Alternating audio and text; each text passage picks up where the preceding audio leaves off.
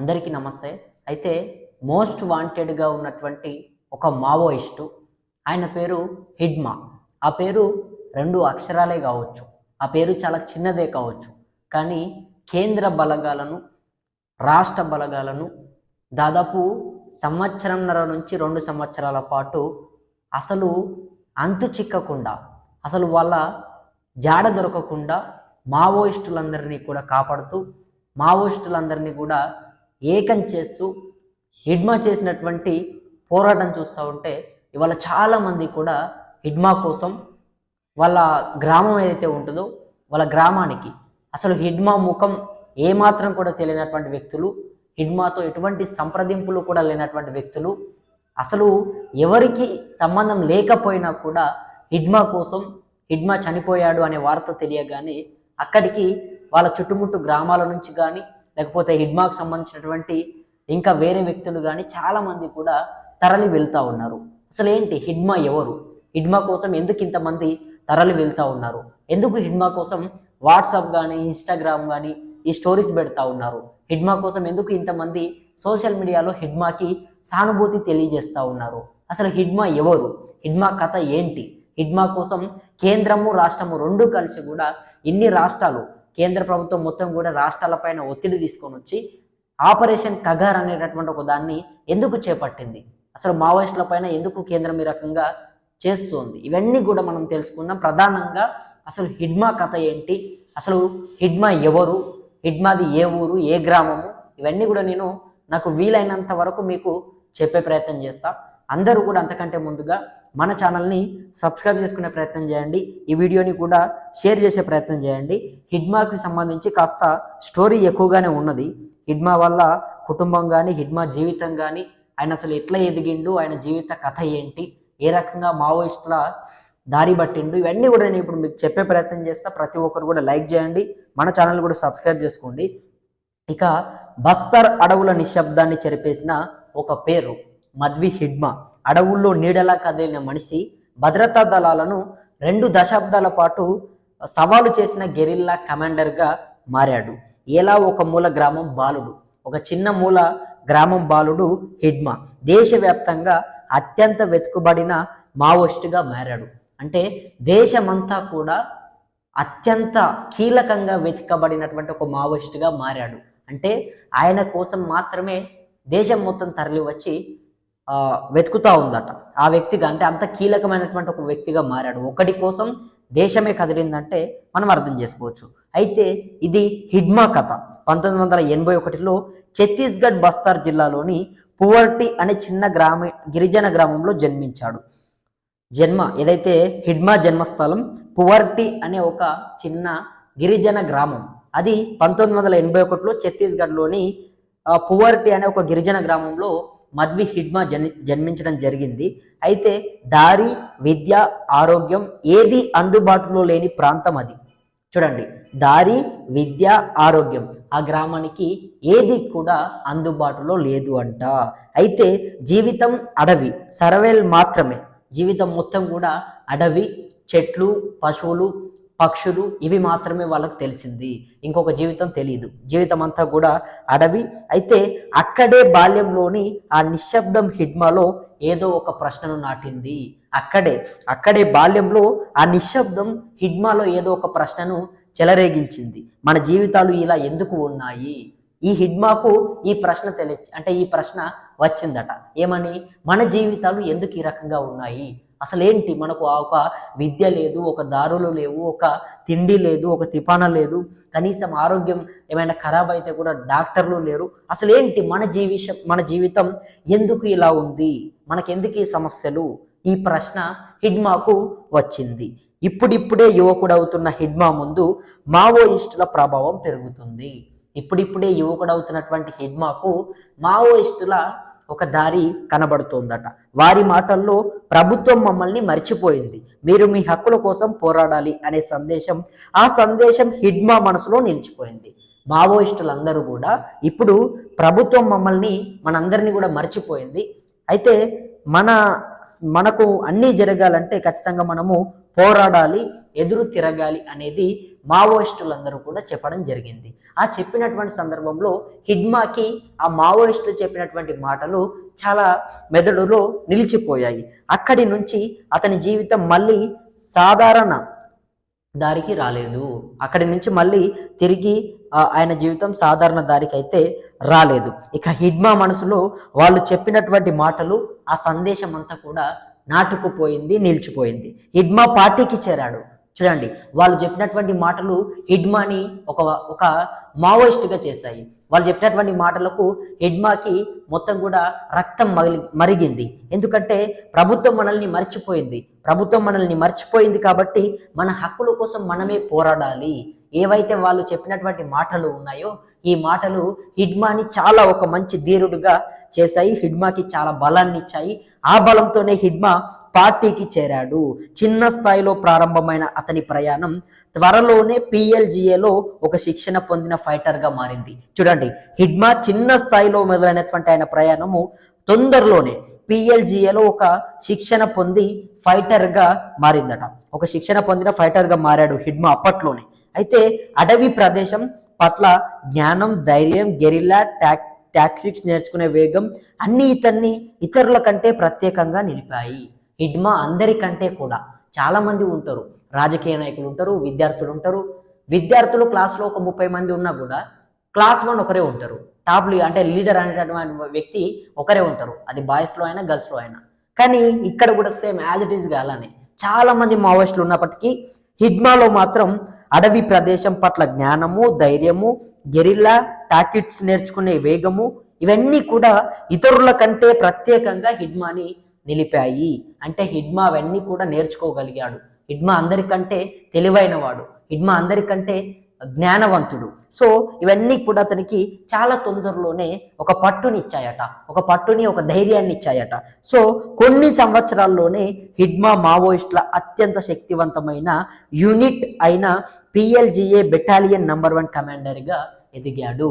కొన్ని సంవత్సరాల్లోనే చూడండి, హిడ్మా మావోయిస్టుల అత్యంత శక్తివంతమైన PLGA బెటాలియన్లోనే ఒక శక్తివంతమైన నంబర్ 1 కమాండర్గా ఎదిగాడట. ఇక లోకల్ భాషలు, అడవి మార్గాలు, అంబిష్ వ్యూహాలు ఇవి అన్నీ అతని ప్రత్యేకత. లోకల్ భాషలు కానీ, అడవి మార్గాలు కానీ ఇవన్నీ కూడా హిడ్మాకు చాలా చక్కగా తెలుసట.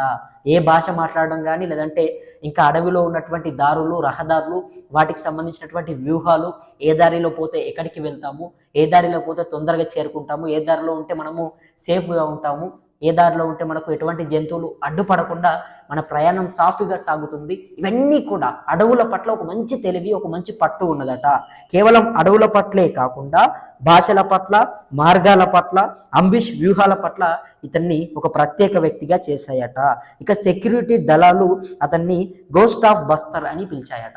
సెక్యూరిటీ దళాలన్నీ కూడా మద్వి హిడ్మాని గోస్ట్ ఆఫ్ బస్తర్ అని పిలిచాయట. ఎందుకంటే అతన్ని ఎవరూ చూడలేదు, కానీ అతని ప్రభావం మాత్రం ఎక్కడికక్కడ ఉండేది.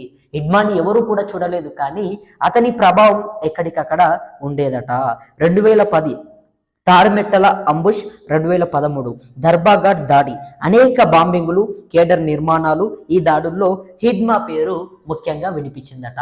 2010-13లో తాడిమెట్ల, అదేవిధంగా ధర్మాఘాట్ దాడి ఇవి జరిగిన తర్వాత అనేక బాంబింగ్లు, కేడర్ నిర్మాణాలు జరిగిన దాడుల్లో హిడ్మా పేరు చాలా చాలా ముఖ్యంగా వినిపించిందట.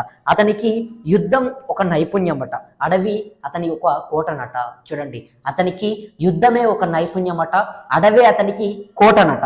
ఇక హిడ్మా గురించి ఒక ప్రాచుర్యంలో ఉంది.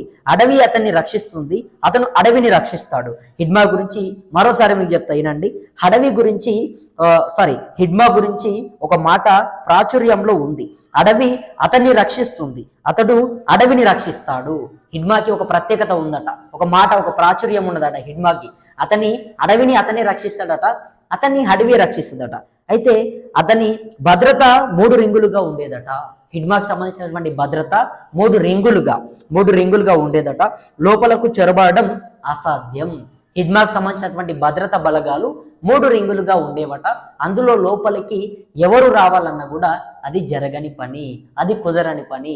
అందుకే హిడ్మా ఇన్ని రోజులు చాలా సేఫ్గా ఉన్నాడు. అడవుల్లో హిడ్మా కోసం ఎంత ఎదురు చూసినా కూడా, ఎన్ని ప్రయత్నాలు చేసినా, ఎంతమంది పోలీసులు వెళ్ళినా కూడా, ఎన్ని రాష్ట్రాలు తరలి వచ్చినా కూడా హిడ్మా దొరకకపోవడానికి గల ప్రధాన కారణం ఏంటంటే హిడ్మాకు ఉన్నటువంటి బలగం 3 రింగులుగా ఉంటుంది. ఆ 3 రింగులుగా ఉండడం వల్ల ఎవరు వచ్చినా కూడా లోపలికి చొరబడడం అనేది అసాధ్యం. అందుకే అతన్ని పట్టుకోవడం సంవత్సరాల పాటు దళాలకు ఒక అసాధ్యమైనటువంటి సవాలు. ఇది అక్కడ ఉన్నటువంటి అంశం. నెక్స్ట్, హిడ్మా భార్య రాజక్క కూడా మావోయిస్టు. హిడ్మా వాళ్ళ భార్య కూడా రాజాక్ ఎవరైతే ఉన్నారో ఆమె కూడా మావోయిస్టు. దొంగదారుల్లో రహస్య శిబిరాల్లో వారి జీవితం పూర్తిగా ఉద్యమానికే అంకితమైందట. ఎవరైతే హిడ్మా ఉన్నాడో వాళ్ళ భార్య రాజ కూడా మావోయిస్టు అట. వాళ్ళ జీవితం మొత్తం కూడా దొంగదారుల్లో రహస్య శిబిరాల్లోనే పూర్తిగా అంకితమైందట. ఇక వ్యక్తిగత ఆనందాలు, సాధారణ జీవిత సౌకర్యాలు అన్నీ త్యాగాలే. ఇక మనం చూస్తూ ఉంటాం, సంక్రాంతి కానీ, దీపావళి కానీ, దసరా కానీ మనకంటూ ఒక పండగలు ఉంటాయి, ఒక పబ్బాలు ఉంటాయి. కానీ హిడ్మా వాళ్ళ భార్యకి వీళ్ళకి ఎవరికి కూడా ఏ పండగలు ఉండవు. వాళ్ళ మొత్తం కూడా వ్యక్తిగత ఆనందాలు, సాధారణ జీవితము, సౌకర్యాలు, పండగలు, పబ్బాలు అన్నీ కూడా వాళ్ళు చేసింది త్యాగాలే. 2020 తర్వాత అడవుల్లో భద్రతా దళాల ఆపరేషన్లు పెరిగాయి. మావోయిస్టు శక్తి తగ్గుతోంది. కమ్యూనికేషన్ బ్లాకట్లు, శిబిరాల ధ్వంసం జరుగుతుంది. హిడ్మా చుట్టూ వల బిగుస్తోంది. 2020 తర్వాత అడవుల్లో మొత్తం కూడా భద్రతా దళాల ఆపరేషన్లు పెరిగాయట. మావోయిస్టు శక్తి తగ్గుతోంది. మొత్తం కూడా పోలీసులు, సైన్యాలు మొత్తం కూడా వచ్చి అందరినీ కూడా నాశనం చేస్తే, ధ్వంసం చేసే ప్రయత్నం చేస్తున్నారు. మొత్తం కూడా ధ్వంసం చేసి హిడ్మా చుట్టూ ఒక పెద్ద వల బిగుస్తోంది. ఒక ఉచ్చులో హిడ్మా పడతా ఉన్నాడు. అంటే హిడ్మాని టార్గెట్ చేశారని మనం అనుకోవచ్చు అక్కడే. ఇక 2025 నవంబర్ 18 ఆంధ్రప్రదేశ్, ఛత్తీస్గఢ్, తెలంగాణ త్రిసరిహద్దు అడవుల్లో జరిగిన భారీ ఆపరేషన్లో హిడ్మా, అతని భార్య రాజక్కతో పాటు మరికొందరు కమాండర్లు ఎన్కౌంటర్లో మరణించారు. ఈ వార్త నిజంగా చూడండి, 2 దశాబ్దాలుగా కొనసాగిన అతని గెరిల్లా అధ్యాయం అక్కడే ముగిసింది. హిడ్మా, అతని భార్య రాజక్క ఇద్దరిని కూడా ఆంధ్రప్రదేశ్, ఛత్తీస్గఢ్, తెలంగాణ త్రిసరిహద్దు అడవుల్లో జరిగిన భారీ ఆపరేషన్లో హిడ్మా, అతని భార్య రాజక్క ఇద్దరు కూడా ఎన్కౌంటర్లో మరణించారు. వారితో పాటు మరికొందరు కమాండర్లు కూడా ఎన్కౌంటర్లో చనిపోయారు. 2 దశాబ్దాలుగా కొనసాగిన వారి మొత్తం పోరాటం కూడా గెరిల్లా అధ్యాయం అక్కడే ముగిసిపోయింది. ఇక మద్వి హిడ్మా, ఆయన గురించి ప్రత్యేకంగా చెప్పాలంటే మద్వి హిడ్మా ఒక చిన్న మారుమూల గ్రామం నుంచి వచ్చిన బాలుడు. అసమానతలు అతన్ని తిరుగుబాటుదారుడికి చేశాయి. చూడండి, అతన్ని ఒక చిన్న మారుమూల నుంచి వచ్చినటువంటి హిడ్మాను అసమానతలు అతన్ని తిరుగుబాటుదారుడిని చేశాయట.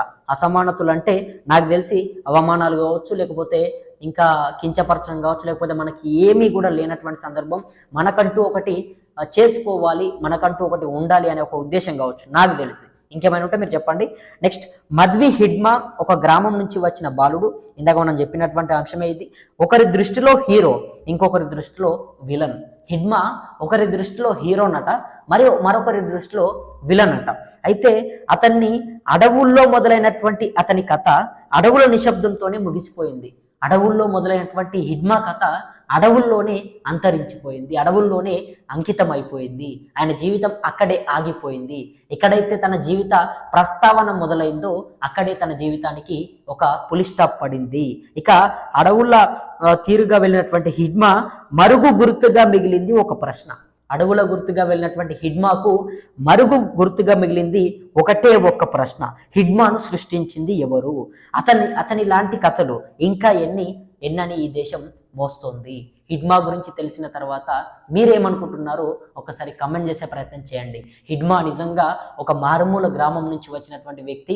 ఆయన కోసం ఈరోజు తండోపతండాలుగా జనాలంతా కూడా తరలి రావడం, ఆయన కోసం సోషల్ మీడియాలో ఆయనకు మొత్తం కూడా పోస్టులు ఆయనకు అనుకూలంగా పెట్టడం, ఆయన అందరినీ కూడా జోహార్ తెలపడం, హిడ్మా జోహార్ అని చెప్పేసి ప్రధానంగా హ్యాష్ ట్యాగ్ వైరల్గా మారడం, అసలు హిడ్మా ఎవరు, హిడ్మాకు ఉన్నటువంటి ప్రత్యేకత ఏంటి, ఇవన్నీ కూడా మనం చూసాం. హిడ్మా సంకల్పం ఏంటి, హిడ్మా దేనికోసం పోరాడాడు, వాళ్ళ భార్య ఎవరు, వాళ్ళ ఊరు ఏది, ఇవన్నీ కూడా నాకు వీలైనంత వరకు నేను మీకు సమాచారం ఇచ్చే ప్రయత్నం చేశాను. ఒక్కసారి మీరు హిడ్మా ఫోటో కూడా చూడొచ్చు. ఈయననే మధ్వి హిడ్మా. అయితే వాళ్ళ భార్య రాజక్క కూడా, వాళ్ళ భార్య రాజే ఈమె. తర్వాత ఇక్కడ మల్లా దేవే, తర్వాత ఇది హిడ్మా డెడ్ బాడీ. ఇది వాళ్ళకు ఉన్నటువంటి అంశం. మావోయిస్టు అగ్రనేత హిడ్మా ఎన్కౌంటర్, ఆయన భార్య రాజే, మరో 4 మృతి. ఆంధ్రప్రదేశ్లోని మారేడుమిల్లి అడవుల్లో ఎదురు కాల్పులు. హిడ్మాపై కోటి, రాజేపై 50 లక్షల రివార్డు కూడా ప్రకటించారట. ఘటనా స్థలంలో 2 AK-47 ఇతర ఆయుధాల స్వాధీనమట. భద్రతా దళాలపై మెరుపు దాడులు చేసి మోస్ట్ వాంటెడ్గా మారిన హిడ్మా, అతడే టార్గెట్గా స్పెషల్ ఆపరేషన్ చేపట్టిన కేంద్రం. భద్రతా బలగాలకు నవంబర్ 30 డెడ్ లైన్, గడువుకు 12 రోజుల ముందుగానే ఆపరేషన్ పూర్తి. ఇక ఏదైతే కేంద్ర ప్రభుత్వం హిడ్మా పైన ₹1 కోటి విరాళం పెట్టిందట.